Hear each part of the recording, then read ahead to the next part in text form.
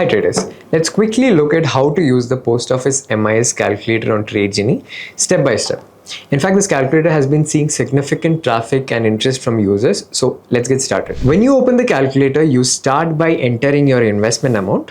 This is a lump sum amount you're planning to put into the post office monthly income scheme. Next, you enter the interest rate. This rate is set by the government and can change from time to time.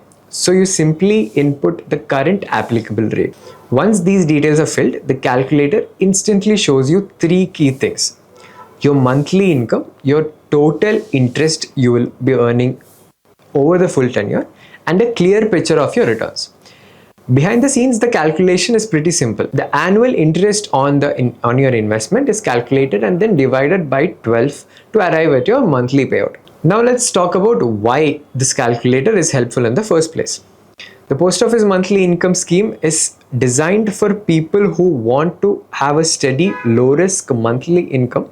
You invest once and interest is paid out on every month, making it predictable, easy to plan around, and instead of manually calculating your returns, making assumptions, this calculator gives you an instant clarity. You see how quickly your money can come to your bank account.